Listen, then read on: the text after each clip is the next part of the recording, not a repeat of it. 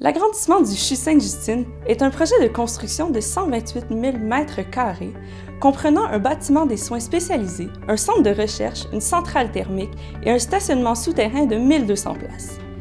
C'est aussi 261 nouvelles chambres privées, 14 salles d'opération, 22 ascenseurs et 2300 portes.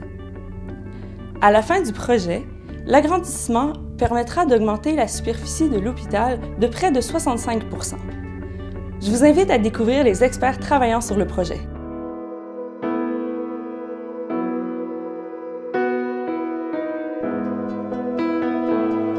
Dans un projet complexe comme la construction d'un hôpital, le rôle du directeur de projet est comparable à celui d'un chef d'orchestre. On doit concevoir et construire l'hôpital, c'est-à-dire qu'on doit écrire la musique comme le compositeur et on doit interpréter comme l'orchestre. Donc, on conçoit et on construit.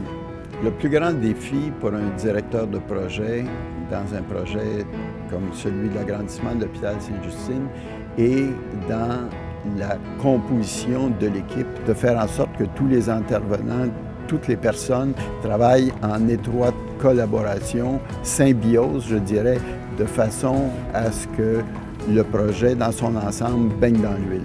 Mon rôle en tant que directeur construction, c'est un rôle de chef de chantier.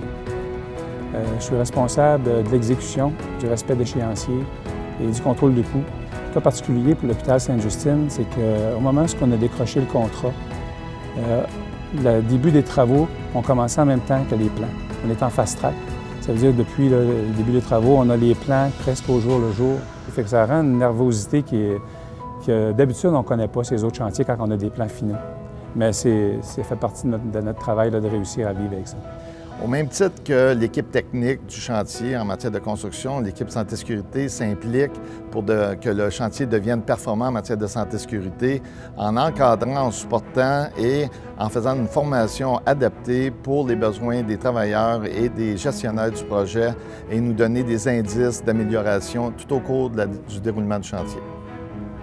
Pour diminuer les impacts du chantier sur l'environnement, sur les voisins, les riverains, et qui sont très près du chantier, à seulement 20 pieds du chantier, donc l'impact est grand pour eux. On a mis sur pied, on a installé un bureau d'information à proximité du chantier où les voisins pouvaient venir nous rencontrer, nous parler de leur inquiétude. Aussi, on participe au comité de bon voisinage où là, on a un représentant construction qui vient expliquer l'avancement des travaux et les impacts et les mesures de mitigation qu'on peut mettre en place pour diminuer justement les perturbations du chantier.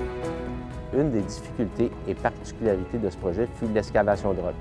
Nous avons dû procéder à plusieurs dynamitages en coordination avec le CHU Sainte-Justine, c'est-à-dire l'hôpital existant. Plusieurs rencontres avec le CHU Sainte-Justine de coordination nous ont permis d'arriver à une entente pour permettre les dynamitages à chaque demi de chaque heure, ce qui permettait au CHU Sainte-Justine de continuer leur activité quotidienne. SNC-Lavalin encourage beaucoup l'intégration des nouveaux des étudiants en entreprise. Ce que j'ai appris à l'école, oui, tu vois, tu as une vision, tu te fais une image, mais les méthodes de travail que tu vas utiliser, tu les apprends vraiment sur le terrain.